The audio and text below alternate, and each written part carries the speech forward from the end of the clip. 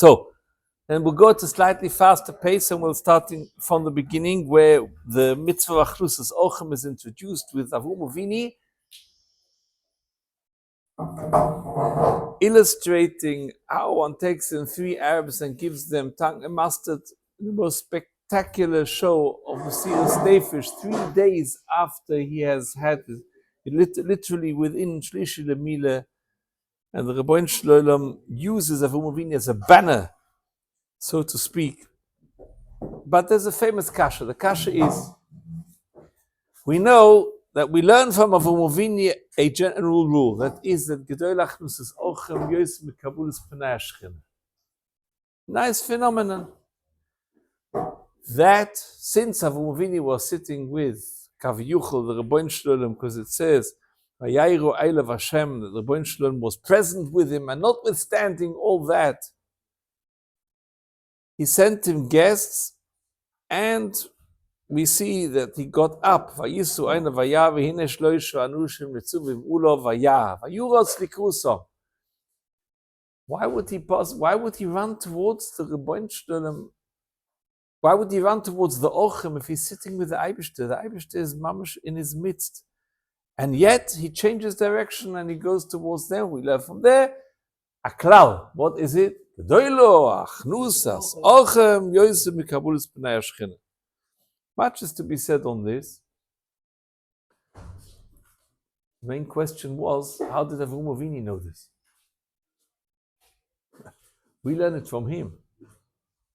But why did he know it? It was quite a decision to make, to leave Kav Yuchel, the Rebbein Shloim, here. Hold on a minute, I've got to see to the guest. Hang on. So, there's one very beautiful interpretation by the Heilige Shimshon Film Shipativki, who says as follows, that it says that it was the heat of the day, Gechoim Hayoim. And Rashi says, Hoitzi Yakudush Bolchi Chamo Min Artiko. The Rebbein Shloim, so to speak, unsheathed the power of the sun. And so it unleashed its heat upon the world in a way that was boiling hot. So that he shouldn't be, how to say, aggravated by guests coming. Take a couple of days rest. An old man, 100 years old, has gone through bris milah. But then you ask yourself the question, why did he have to do that? Why did he have to take the sun out of its container? Why did he have to unsheath the sun? He was sitting with the Rebbeinu Shloim. So even if 100 guests would show up, then he would still be sitting with the Eibishter. What would deem him necessary to move in the direction of guests when the Rebbeinu Shloim is sitting there? So the Rebbeinu Shloim was showing him, I have now defied the laws of nature. Now the sun is heating the world in an unrealistic temperature, phenomenal heat, to teach you that message. That it's so hot that I don't want guests to come. But if guests would come, you have to leave me and go to see to them. So simple, but so genius.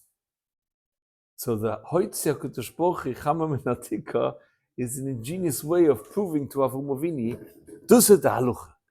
Gedoyle achnusas ochem yos mekabulas pnei shechina. Now, along the same lines as on the theme of this, you have a concept that the Iverim of a tzaddik only do the roots of the Rebbeinu Shloim. The limbs of a tzaddik only follow that. Best part of an example is the end of the Seder, because it says, Vayishlach Avram es Yudoi, Vayikach es Amacheles. By the Akaidah, he actually had to stretch his hand. He was forcefully pushing his hand against laws of nature, because why didn't he just take Vayikach es Amacheles, Lishchet es Benoi? What's this notion of Vayishlach Avram es Yudoi? But there again, if we say that the Iverim and the limbs of a tzaddik are so refined, so attuned, and so in sync with what the Rebbeinu Shloim wants, then the Rebbeinu Shalom didn't want Yitzchak to be shechted. It was only v'halaihi le'oilu. You can bring him up. But now that he sees that he wants to shecht him because he took on that v'halaihi means to do the job properly, so he has to force his arm because his arm does not really want to go and extend itself. So you see from here that Vayishlach Avram es Yudah points out that Avram Avinu had to forcefully extend his arm to take the macheles and to shecht his son. Now, if we take this on that the Ivarim of a tzaddik can only do what the Rutzen of the Rebbeinu Shalom is, then similarly here, if Avram Avinu comes and it's a hot day and he sees that guests are coming, but it says there twice the illusion of Vaya. Pusik says, Vayisu Einav, and he raised his eyes. Vaya, and he saw. Vehine shloishu anushim, 3 people which were actually Arabs, but alias Meluchem, Nitzuvim Ulov, and then the second time the Torah says the illusion Vaya. What does it say the second time from Vaya? Elomai, the Tzaddik saw that I don't see things unless I'm supposed to. And consequently, if I saw these 3 guests coming towards me, must be that the Rebbeinu Shalom wants me to act upon that. And that's why Vaya, the first one was that he saw the 3 guests. But Rashi notes that on the second Vaya it says, Lushan Havuna, there was a perception, there was an understanding that he's supposed to do something about them and therefore run towards the guests and to bring them into his house. So you have the 2 Vayas which explain that the Ivarim of a tzaddik are so oskeidel that they only do the roots of the Rebbeinu Shalom. In fact, there's a master with the Tzanz Roof that he had apparently people in his house who were Polish peasants who were working on the roof to fix them. And he called over his gab and he says, Favus drein sich bei mir cats in Stieb. Because he didn't see, he was very, very short-sighted, he couldn't see. But to look into a cipher, as closely he managed to see the Heilige Oisius of what the Torah was there. But he could not see any distance. So the Gabba said to him, Rebbe, sind ich kein Ketz, es ist Arbetura, es ist eine Bala Melucha. The people came to fix the roof because there's a leak. So he said, ich weiß, Shmi seht so wie cats. He looked at these workmen, to him it looked like they were the animals. Because for him, his eyes were pure. And these peasants, these Gentiles that came to fix the roof, were certainly not something which he could palate, so to speak, with his eyes. And that's, so to speak, along the same lines that we spoke about, that the Ivarim of a tzaddik, although he could see with those very same eyes, and he was so short-sighted, he could see a cipher. When it came to identifying who the people were that came to fix his roof, he couldn't. Now, we'll go on from there to a nice thought, which has got to do with the next stage of the Seder. There's quite an elaborate discussion about Anshe Stom. Ruim v'chatuim l'Hashem ma'oid. It was last week. Now the Ropshitzer said, Anshe Stom, Ruim v'chatuim, sind wie schlechte Menschen. Aber l'Hashem, sind wie sehr fremde Menschen, ma'oid, dem sind wie ausgezeichnet, Mikvegayes and Kashrus. Yeah, that was all right. But you want to know what's beneath all that? Used to say, Frim was Ushatayvas, viel Rishes, weinig Mitzvahs. So that's alluded to in the subject of Sto. But I once heard from a gentleman called Rabbi Yosef Freilich in London, a very beautiful thought. He contrasts. Here you have 2 different ideals. On the one hand, you have Avram Avinu with a house, which was a magnificent palace, which was called an Eshel, open from 4 sides, Chazal say. East, west, north, south, wherever it was you came in, he welcomed guests. He was in the business of Achnus HaSochem. And you ask yourself a question, why would a person have a house which has got 4 entrances? Even in Dubai, in the 7-star hotel there, I don't believe that they've got 4 entrances from every side. They might have some magnificent aquariums, but they don't have entrances from all 4 sides. You've got 1 major reception and maybe 2 sides.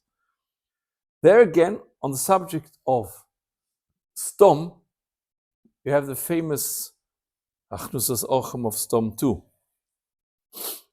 Notorious was the Sodom bed. Just reminded of it now because I was flying British Airways economy. When I got out, I remembered the Stom bed.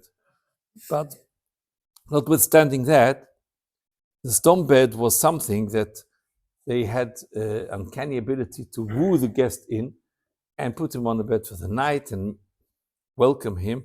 And the night, if he was too short, they extended him to fit the bed. They gave him what you call a stretch limousine. And they pulled him out. And if he was too long, they cut him to size, which was fine. It's a very nice story, but what's the meaning behind it? What do we take out of it? So I heard from Rebbe Freilich that you have this amazing contrast. On the one hand, you have Avum Avini, and on the other hand, you have Anshe Stom. Both of them in their strange activities of Achnusas Ochem. So we know that sometimes we have the opportunity to have guests. So if you say, there's a person who's coming for Shabbos and here in Vienna is not there, who is it that needs to have a place to stay? A gentleman is a philanthropist. What's his name? Moshe Reichman. Oh yes, of course, I'll have him with pleasure, no problem. How long does he want to stay? Oh, a few days, no problem, of course. And you give him the nicest possible room in your house and you come to shul with him and you machabet him. Who else is welcome? Yeah, they say the Rosh Hashiva from me is coming here for Shabbos. But of course, pleasure, it'll be an honor. But somebody will phone up and say, there's this Nebuch Meshilach who's a Ochapocha who hasn't got where to be, and he hasn't got the best of what you'd say of body cleanliness, and he hasn't got where to be for Shabbos. Would you be able to put him up? I'm not sure whether I'm here for Shabbos. It could be that I have to go away for Simcha, and my wife maybe has guests tonight, so it's not quite so convenient. What do we see from this? That sometimes we have to have guests that fit our criteria. They measure up to what we want. That was Stom. Please, we'll take guests in, but we'll cut them to size. They should fit our criteria. So we shorten them, we extend them, we lengthen them, and we make sure that they fit into our copybook. On the other hand, Avum Avini's message was exactly the opposite end of the spectrum. Gentlemen, my house is open from 4 sides. I don't know where you are coming from, where you are up to, by what you are holding, and what your level of religiosity is. But you are always welcome in my home. If you come from north, south, east, or west, my house is open to you from all 4 sides. Welcome. So we have the 2 ends of the spectrum, Anshe Stom, and we have also the Achnusas Ochem, which is legendary to Avum Avini. How long have I still got? I haven't got. I've got 3 minutes. 5 minutes. Okay. So I'll tell you, there's a lot, it's a big sedra, but I'll tell you one last thought. Avum Avini, I won't be able to get to that Kaida because it looks like I'm going to be the Korban tonight. So, but let's just speak about the fact that Avum Avini was encouraged to daven for Stom. The Rebbeinu Shalom came to him and he said to him that there are so many cities and there was a negotiation, 10, 9, 8, etc. We know the story from the Chumash. But you know what it means to dangle a carrot in front of a donkey? Put it at the end of a stake, and there the horse of the donkey is going towards the carrot because he wants to eat it, but you're holding it on a stick. So as long as he's continuing to go, he'll never catch it because he's running after it. He's not highly intelligent, but he knows that in front of him is the carrot. It's dangling there. It's supposed to be an invitation for him to move towards it. But he'll never get it. L'havdil Elef Avdulas.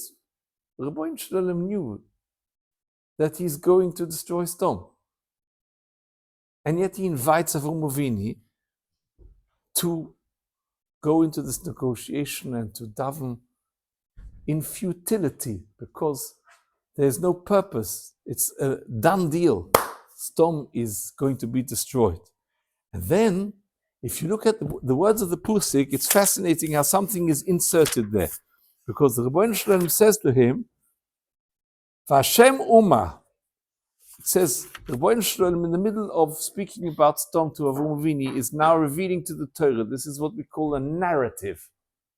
And he says, Hamachase ani me'Avram, am I going to cover up and to conceal from Avram Avinu, Eisha ad shani yoiseh, which I intend to do? Avram hoyu yeh legoy gudel. He's going to be a mighty nation, v'utzim. Ki yedativ, because I love him, because I know him, simple. Lemana sheyitzav ve'esbuna ve'esbeisei achrov. Lemana sheyitzav ve'esbuna ve'esbeisei achrov is going to have children and generations, and all of them are going.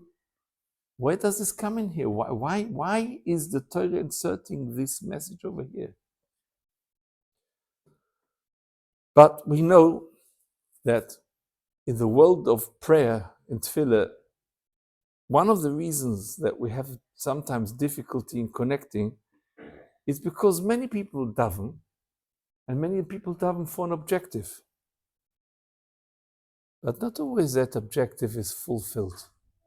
We might daven because a person is ill and he's sick, and we have Yemei Tefillah, and we have Tanas, and people come together, men, women, children, and they say Tehillim. And sadly, at the end of it all, we hear that the person passed away. And sometimes people are left with this question, and so what happened to all those tears? What happened to all those tefillahs? 15, 20 years with davening for a person to have a baby because he's childless. And the baby doesn't come. And they remain childless.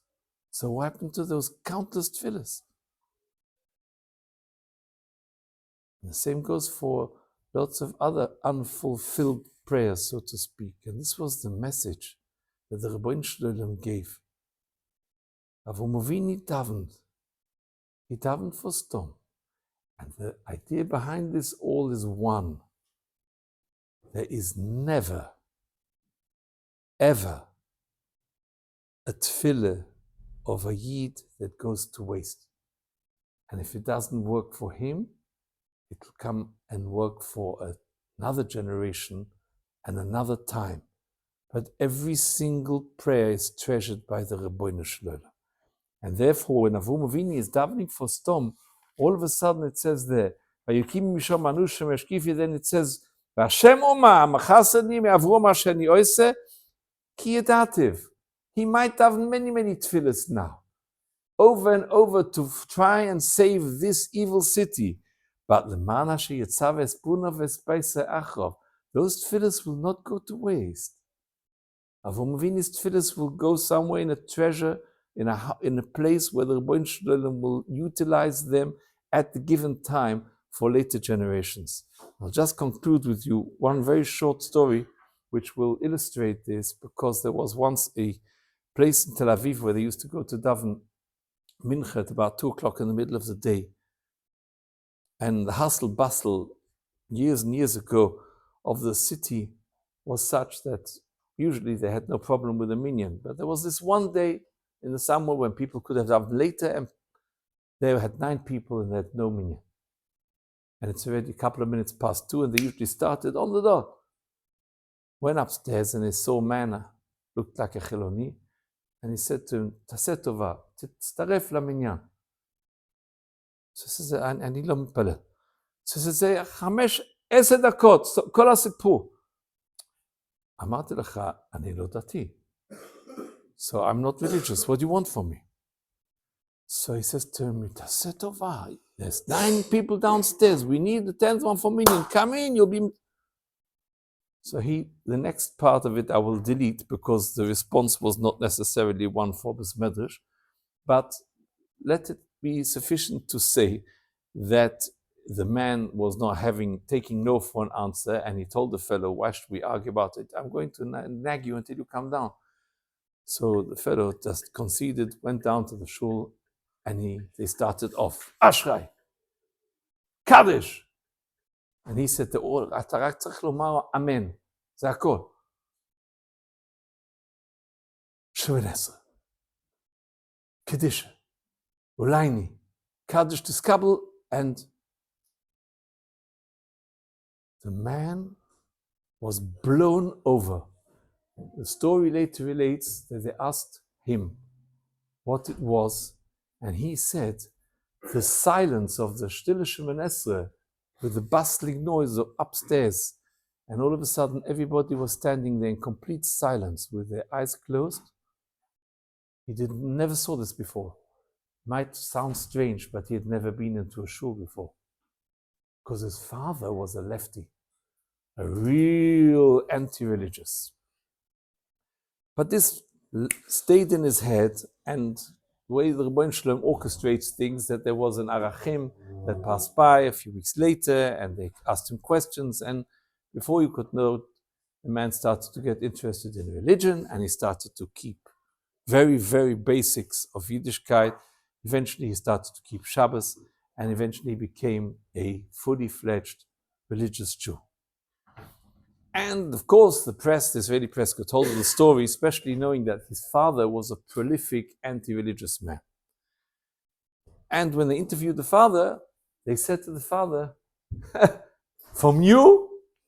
How they say, check your mezuzah. What's going on here? From you, your son should become... And he said to him, I'm not surprised. Why are you not surprised? He says, I'll tell you. I came to this country as a small boy because I was a Holocaust survivor. My father was a religious Jew, and he kept Yiddishkeit with fervor. I left the path as soon as I grew up, and I told him I want to have nothing to do with it. Nothing. I saw too much as a child. But my father, the little bit of money that he had, he went and he built himself a Medrash in Tel Aviv. And fate would have it that this was the shul that my son went into for Mincha. Now, at that Beis Medrash, those walls came absorbed with tears, supplications, prayers, with fervor from heart of a broken Holocaust survivor who asked God, what is going to be my continuity?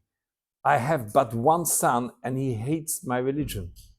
And I will go to the grave in tears, thinking about where I am going to see anything by way of generations. Because he doesn't keep Shabbos, he doesn't keep Kashrus, he doesn't keep anything. And he's vowed to be as opposed to it as only possible. And of course, I brought up my son in the same vein. And so, of course, he knew nothing else. He'd never been into a shul in his entire life. But fate had it, and God so orchestrated it, that mincha on that hot summer day was enough to make him think. But the shul that he went into was full of his grandfather's tears and tefillas. And so, eventually, he found his way back. So I am not surprised. And therefore we see, Leman asher yitzave es vuno ves beise achov. A tefillah fin ha'yid wird nicht verloren. A tefillah from a person, from every yid, as much as one would think that it just dissipates, there you have a simple illustration that every supplication and every tefillah from every yid, if it's not going to be applied to now, it goes into a very special treasured place, which the Rebbeinu Shalom calls upon when he sees fit. Shabbos.